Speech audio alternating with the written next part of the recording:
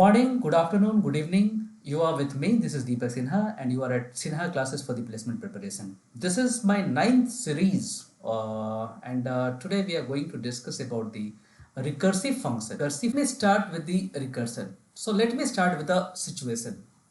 Today, one thing. Today we are going to discuss the basic theoretical concept of the recursion. Today I am not going to take any question, that is the placement preparation question for the recursion. So today I am going to make a base for the recursion, and then in the next series I'll come with the question. Fine. So take an example. The example is the handshake problem. What we mean by saying the handshake problem? Let us take a situation. Situation is like that. There are n number of people in room, right? If each person shakes hand once with every other person, what is the total number of handshake? Now, you see the nature of the problem. If there is only two people in the room, let us take this case. Two people in the room. So the number of handshake will be 1, right? Now, if there is 3 people in the room, what will happen? You see, if there is 2%, 1 handshake and 2 more added. So 1 plus 3, it will be altogether 3 handshakes. Likewise, if there is 4% in the room, then the number of handshake will be number of handshake of the 3 person and 3 more, right? So it will be 3 plus 3, 6. So if you are going to find it, the total solution of n number of handshake, so it will be number of handshake h minus 1, the previous one, plus n minus 1, right? So this is a series problem. It is basically a series problem, and you can solve it with the sum of integers from n to n minus 1. And we know the summation series of you see n numbers that we are knowing, that if I want to add 1 plus 2 plus 3 plus 4 plus 5, something like that till 10. So the formula is n into n plus 1 divided 2, right? So it will be into 11 divided 2, that is 110 divided 2, that is 55, right? But this situation is a bit different. It is asking minus 1, right? It is asking minus 1. So minus 1, it is n into n minus 1 divided 2, right? So if there is 10 number of people, then what will happen? It will be 10 multiplied n minus 1, that is 9 divided 2, right? So it will be 90 divided 2, that is 45. Now, why I am discussing this problem? Because you see the nature of problem, if you see the nature of problem, same type of problem is you are just repeating again and again, right? Same type of problem, you are just repeating again and again, and the good thing is you are knowing the answer of the at least one case, that is the handshake of 2% is 1, right? So it may be natural to define, it will be natural to define the problem in the terms of problem itself, right? If you are trying to define the problem, and naturally if you are going to define the problem in the problem itself, that's a perfect example of recursion. Fine.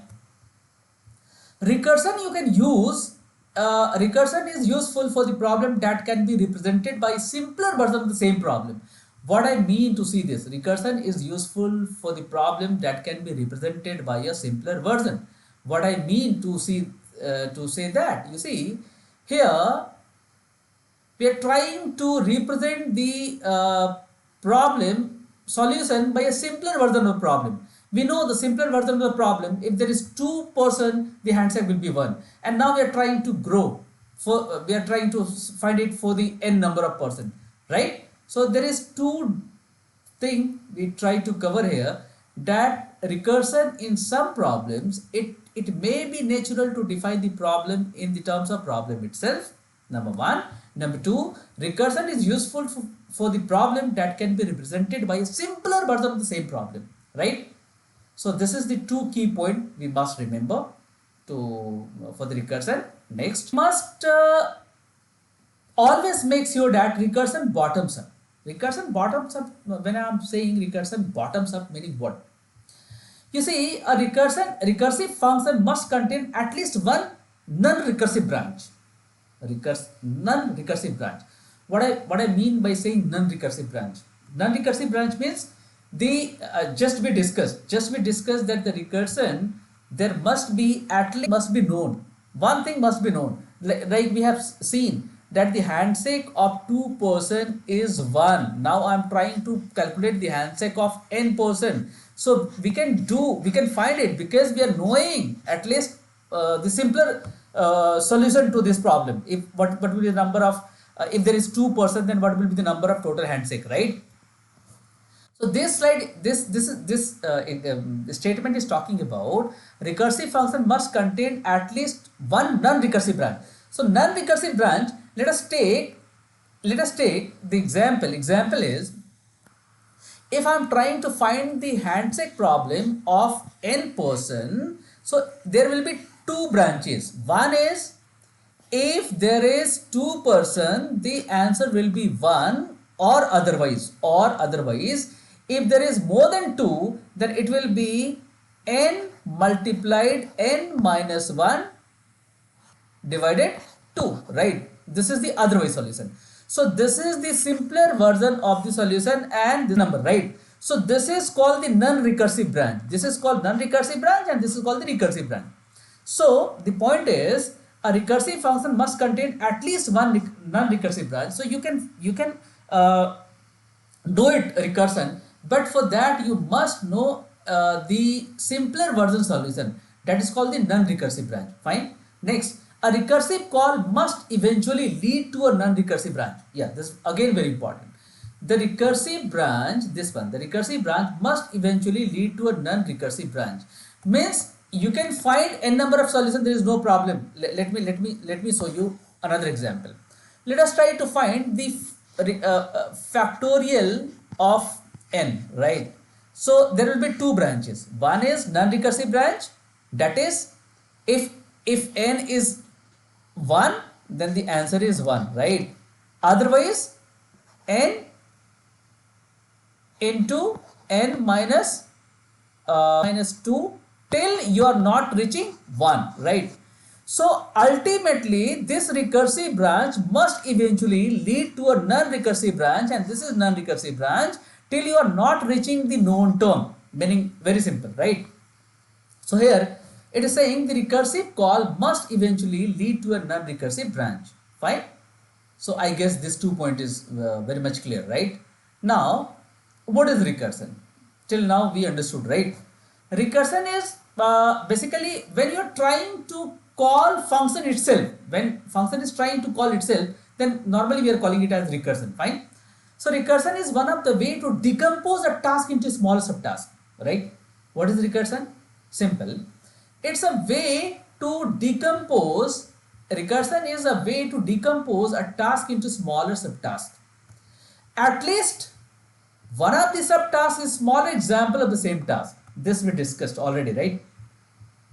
Here we discussed a lot about this. You see, what we are trying to do, we are trying to decompose the task. We are trying to decompose the task into smaller subtasks. For example, you see, factorial, right? In the factorial, what we are doing, we are trying to decompose the task into a smaller subtask, right? And eventually, one of the smallest example of the same task is the non-recursive, right? Here. Okay, at least one of the subtasks is a small example of the same task. This is a smaller example of the task, right? This is non-recursive branch and this is recursive branch, right? So see the first point. Recursion is one of the way to decompose the task into small subtasks. At least one of the subtasks is small example of the same task. Second point, the smallest example of the same task has a non-recursive solution. This is very important. If you are trying to do any recursion, you must know the non-recursive branch. Without knowing non-recursive branch, you can't implement it. Even if you are finding that this is a recursion, means you can complete it in with the help of recursion, right? But a recursion meaning when function is trying to call itself, and actually recursion is internally using the stack, right? So when you're trying to implement stack, ultimately you'll have to pop the value, or finally you'll get one value that will be your output, right? Final output. So without knowing the non-recursive branch, you'll not going to complete the stack, right? So in recursion, at least one thread should be non-recursive branch, and that is the simple solution to the problem. Fine. So in general, there are two approaches to write a repetitive algorithm. Fine. Actually, if you're trying to implement, if you're trying to do any recursive algorithm, you can do with the help of iteration also, right? There is no big deal. There is no problem at all. So in general, there is two approaches to write a repetitive algorithm. One, you use iteration, that is with the help of looping, and other with the recursion. Fine. Now, recursion is repetitive process. This we discussed. Recursion is repetitive process in which the algorithm calls itself. Fine. Recursion is repetitive process in which algorithm calls itself, or in other words, recursion is a process in which function calls itself. Way. If there is repetitive thing, you can implement with the two ways. First is iteration, and second is recursion.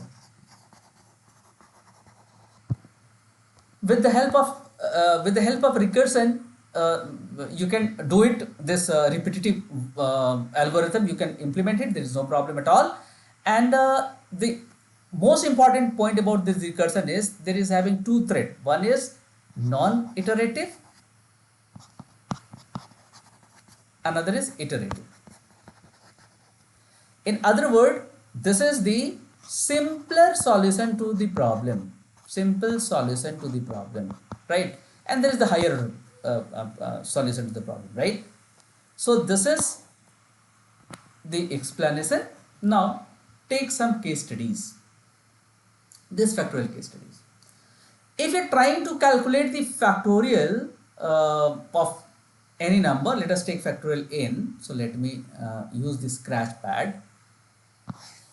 So when I am trying to take the case study of factorial of n, so there is two branches, one is iterative, another is non-iterative. Let us take the value of n, let us take the value of n if n is equal to 0 or even 1, right? So the output will be 1, or otherwise if this is not 0 or 1, then n into n minus 1 into n minus 2 till you are not reaching 1, right? And when you are reaching 1, the answer is quite obvious. Fine. So this is one of the case studies. Next, or we can write here if n is greater than 0 or 1, right? Okay. Now next one. Yeah. You see how it is working. When you're trying to calculate factorial of 4 into 3 into 2 into 1, right? Now we can say that 3 into 2 into 1 is factorial of 3. So we can write 4 multiplied factorial of 3. So factorial of 3 is what? Factorial of 3 is 3 multiplied factorial of 2. Factorial of 2 is what? 2 multiplied factorial of 1. Factorial of 1 is what? Factorial of 0, and we know factorial of 0 is 1, right? So this is going to return 1. It will be 1 into 1. 1 will be returned here. So it will be 1 into 2. 2 is going to return here. 2 into 3, that is 6, is going to return here. And 6 into 4, that is 24, is going to return here. And finally you get the answer, right? N, if n equals 0, return 1. Otherwise return n into, again you are calling the same recursive factorial, right? Call the factorial function n minus 1 till you are not reaching, the value of n is not 0, right? So this is non-recursive branch and this is recursive branch. Fine? Multiplication, right? How to implement the multiplication using recursion. Let us try to assume we are trying to find a multiply b. Can it be recursive? I think yes. How? If b is 1, then a multiplied b, then a multiplied b will be a. or if A is 1, then then then A multiplied B is B, right? This we are knowing. And mostly you see, if I am saying A multiplied B, so I can write, let us take, this is the value of A is 5 and the value of B is 4. So I can write 5 plus 5 plus 5 plus 5, that is, this is equal to 5 multiplied 4, right? So multiplication is nothing, it is repetitive addition. Multiplication is nothing but it is repetitive addition. Division is nothing but it is repetitive subtraction, right? So how to process it? So we can do one thing. If I am trying to write multiplication of A comma B, then there will be two branches. If B, if B is equal to 1, then the answer is A. Or otherwise, if B is greater than 1, then what is going to happen? It will be A, then you need to call A with B minus 1, and you need to add, you see, you need to till B minus 1 till you are not reaching 1, right? Till you are not reaching 1, and you need to add A every time. You see here, I have written, you see, if B is equal to 1, then it is going to return A, or otherwise, if B is more than 1, so you need to call A, comma, it's not multiplication, A comma B minus 1 plus A, right? So A comma, this is A comma B minus 1, give me a moment, call, and then you are knowing, you are required to add A also, right? So how it will happen? Let me show you how it is going to process. If you are trying to call multiplication of 5 comma 4, so it's going to call 5 comma 3. This will call 5 comma 3, multiplication of 5 comma 3 plus 5, right? And here again multiplication of 5 comma 2 plus 5, then multiplication of 5 comma 1, right? 5 comma 1 plus 5. Now you see, as it is 1, so what will happen? It is going to add 5. So this is a 5 plus 5, 10, 10 plus 5, 15, 15 plus 5, how much? 20, and finally you will get the answer 20, right? You will get the answer 20. Fine. Now you see here. Let us call 5 comma 4. So it is going to call 5 comma 4 plus 5, 5 comma 3 plus 5, 5 comma 2 plus 5, 5 comma 1 plus 5. So it's going to return 5 plus 5, 10, 10 plus 5, 15, 15 plus 5, altogether 20. You'll get the answer. You can write algorithm. This is the function name. If m is 0, you'll have to return n. Otherwise, multiplication n comma m minus 1 plus n. This already we discussed. So you just simply. Basically, this tower of Hanoi is a classical recursion problem, right? And what is tower of Hanoi? Let me discuss here. There is 3 diamond needle, and in one of the diamond needle there is 64 gold discs. Fine, 64 gold discs in descending size. Fine, in descending size. The bigger is at the bottom, then smaller, then smaller, then smaller, like that.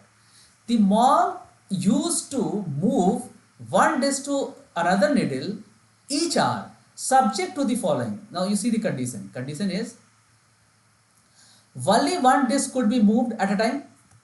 The larger disc must never be stacked above the smaller one, means larger should be always at the bottom. One and only one auxiliary needle could be used for the intermediate storage of the disc, right? At a time you can use only one needle. Fine. So the problem, let me show you graphically, right? So this is the 3 needle, right? And here this is the diamond needle, this is another diamond needle, this is another diamond needle, and here there is disc of gold, right? And it is ascending in this is arranged in descending order. Now what you are supposed to do, every hour you need to just transfer this gold disc to this destination in this order only, in descending order, right? So at a time you can just shift one disc to any of the needle, fine. So while doing this, can you imagine how much move is required? There is 64 disk, right? So you need to do 2 to the power 64 minus 1 move to, you see, do it finally. And you can't imagine how much time it's going to take, right? You find it how much time it is going to take and how we are going to fix it. See, yes, this is source. So in the destination I put the smaller one, and then the middle one I can put in the auxiliary, and then the from the destination the smaller I can put here, because as per the rule you can't put the smaller at the bottom, and finally you can put the bigger one at the destination, and then at the source, and then the from the auxiliary you can put the at the destination, and finally the source you can put from the source, the smaller you can put here. And this is with the 3, but the problem is not with the 3, problem is with 64, right? And you need almost 2 to the power 64 minus 1, and it need to be done one move in each hour, right? Each hour. So this is the algorithm for the tower of Hanoi. You can just implement it. The basics I already discussed. Greatest common divisor. Recursive algorithm is greatest common divisor. Fine. Greatest common divisor. Now you see, greatest common divisor, GCD, greatest common divisor. I am trying to find with A comma B, right? So as per it, you see, if B equals 0, then A. If A equals 0, then B, or otherwise you see here GCD B comma A mod 10. So GCD B comma A mod B, right? You see, A mod B. Otherwise, this is the otherwise situation. Now you see here there is 2 non-recursive branches. This is one non-recursive branch, another non-recursive branch, and this is the higher order solution. Fine.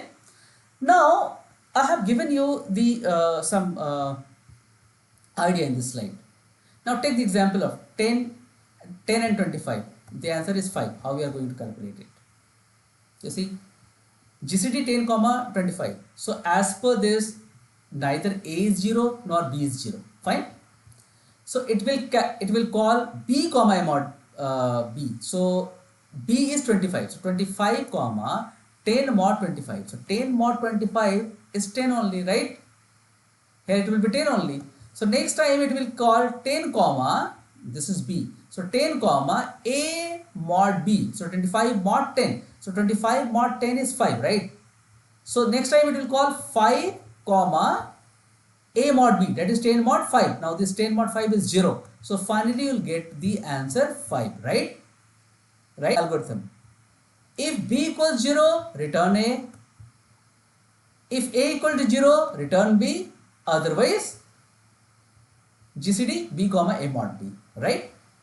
I'll just host another session for the recursive basic and questions also. So next time when I'll host the next session on the recursion only, I think I'll host 3 sessions on the recursion. I have planned to make 3 sessions on the recursion. So this is just a basic session for the recursion, just to give you some basic idea about the recursion. Next time I'll come with some another interesting examples on the recursion. Till then, bye, take care. Thank you, thanks a lot. And don't forget to subscribe my channel. Thank you, thanks a lot.